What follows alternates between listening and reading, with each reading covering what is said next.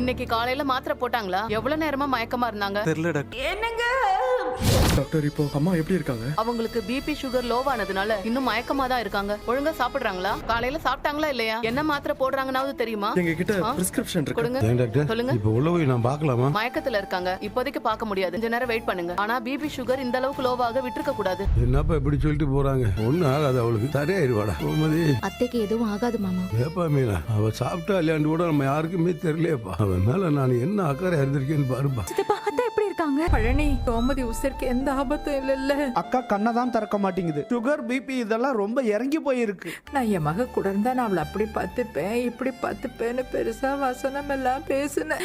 ஆனா அவளுக்கு ஒரு ஆபத்துன்னு வரும்போது என்னால கூட இருக்க முடியலையேம்மா. அத்தாச்சுக்கு அடிக்கடி இப்படி மயக்கம் வருமா? இது வரைக்கும் வந்ததே இல்ல. சரவணன் பதறி போய் கூப்பிட்டான்னு வந்து பார்த்ததும் பார்த்து பயந்து போயிட்டோம். மாறி மாறி கூப்பிட்டு பார்த்தோம், கண்ணு முழிக்கவே இல்ல. தூக்க முடியாம அவங்கள எல்லாருமா சேர்ந்து தூக்கிட்டு போனோம். சும்மா எல்லாம் அத்தாச்சி விழல. எனக்கு தெரிஞ்சு ஸ்டூல் மேல ஏறும்போது தான் விழுந்திருக்காங்க. கால் கையில ஏதாச்சும் பிராக்சர் ஆச்சான்னு பாத்தீங்களா? இல்ல சுகன்யா, அந்த மாதிரி எல்லாம் எதுவும் இல்ல. சார், பேஷண்ட் பார்க்கலாம்னு சொல்லிட்டு டாக்டர் சொல்லிட்டாங்க. ரெண்டு பேரா போய் பாருங்க, யாரும் தொந்தரவு பண்ணாதீங்க. நீங்களும் அண்ணனும் போய் பார்த்துட்டு வாங்கப்பா. சரவணா என்னடா இப்படி படுத்து கிடக்கா? கோமதி இனி பாரு, வீட்டுல வேலைன்னு காலில் சக்கரத்தை கட்டிக்கிட்டு சுத்திக்கு இருப்பாளடா. இவ இப்படி படுப்பான்னு நினைச்சு கூட பார்க்கலடா. மணிக்கணக்கு அப்படி மயக்கத்தில் இருக்காளடா. என்னால இவளை இப்படி பார்க்க முடியலடா. சார் சார், என்ன பண்றீங்க? தொந்தரவு பண்ணாதீங்க சார். அவங்க மயக்கத்துல இருக்காங்க. கொஞ்ச நேரம் அமைதியா நின்னு பாத்துட்டு போங்க. ஏண்டா இவளுக்கு ஒண்ணும் ஆயிராது இல்ல? அதெல்லாம் ஒண்ணும் ஆகாது சார். கொஞ்சம் வெளியே இருங்க, அமைதியா இருங்க சார், பாத்துக்கலாம். வாங்கப்பா போலாம். அம்மாவுக்கு ஒன்றும் ஆகாதுப்பா.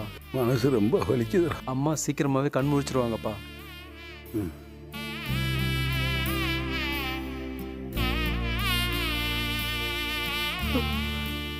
அம்மா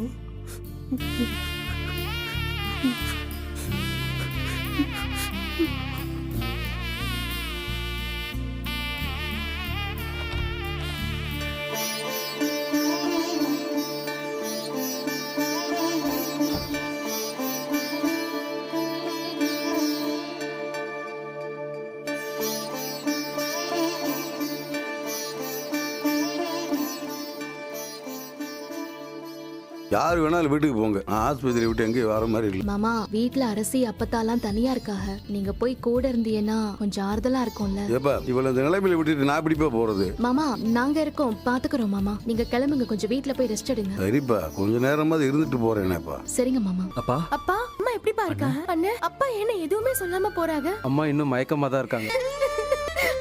ஏய் அரசி, அழாதம்மா. இங்க பாரு. நான் வீட்டுல இருந்திருந்தேன்னா என் மகளுக்கு இப்படியாக விட்டுருக்க மாட்டேன். அப்பா என்னடா இது இப்படி ஆகி போச்சேடா. உங்க அம்மா இத்தனை வருஷத்துல தலைவலி காய்ச்சல் தாண்டா படுத்திருக்காங்க. இந்த மாதிரி இது வரைக்கும் ஞானது இல்லடா. நான் வீட்டுக்கு வரும்போது அம்மா கிச்சன்ல விழுந்து கிடந்தாங்கப்பா. எவ்வளவு நேரம் அப்படியே கிடந்தாங்கன்னு கூட எனக்கு தெரியல. சரவணா, நானு ஒரு 2:30 மணி வாக்கில் வீட்டுக்கு வந்தேன். தமிழ் கேட்டில் தான் சத்தம் கேட்டுக்கிறேன். என்ன கவனிச்சா ரொம்ப என்னை கூப்பிட்டான். அதுவும் கத்தி கத்தி கூப்பிட்டான். நானு எப்பயும் போல பேசுறதுக்கா ஏதோ பண்றான்ட்டு கண்டுக்காம விட்டுட்டேன்.